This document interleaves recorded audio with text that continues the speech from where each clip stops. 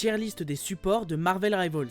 Ok, donc je vais faire une tier list des supports, c'est mon avis et pas le vôtre. Après on peut toujours en parler en commentaire, y a pas de problème. Adam Warlock, il est très utile dans une compo triple sup je trouve. Son raise c'est plutôt fort, mais à part ça il a pas un gros heal. Disons que en triple sup c'est pas mal, mais c'est tout. Donc pour moi ça part en B. Invisible Woman, c'est en S, hein. Honnêtement elle a un kit complet de fou. Son heal est super fort. L'un des meilleurs persos pour monter en ranked.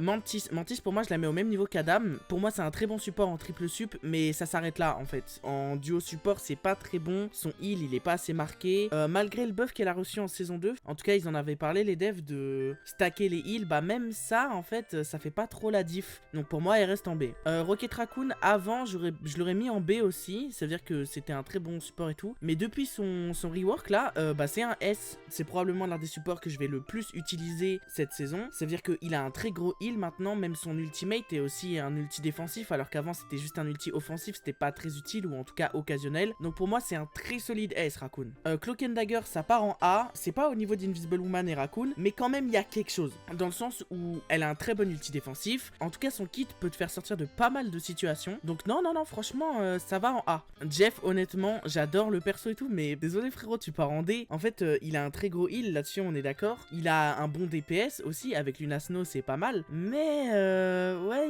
il manque quelque chose en fait hein. En fait je pense que c'est son ulti le problème, il est très occasionnel. Franchement non je peux pas le classer plus haut, c'est très compliqué de le sortir en ranked en tout cas. Loki, je suis pas du même avis que Raccoon, pour moi il est beaucoup plus utile qu'un Jeff, mais Loki il va être aussi très situationnel parce que poser ses clones sur certaines maps c'est un peu relou, et aussi il suffit juste d'un Moon Knight en face et il y a plus de Loki en fait. Donc ouais Loki je le mettrais en C parce que franchement je suis pas sûr de pouvoir bien le sortir en ranked. En tout cas pour moi c'est un champion très situationnel et même en triple support ça fonctionne pas trop. Et Luna Snow ça part en A aussi. Enfin son kit fait énormément de heal, elle peut s'auto heal aussi et ça c'est pas mal. Son gel pour les flanqueurs et tout c'est vraiment super fort. Son ultimate est le meilleur ulti défensif du jeu, je veux rien savoir. Vraiment son ultimate qui permet d'esquiver énormément d'ultis, celui de Star-Lord, celui de la Torche Humaine, celui de Storm aussi. Luna Snow tu vas surtout la jouer contre des personnages en face qui ont un ultimate avec énormément de DPS. Donc non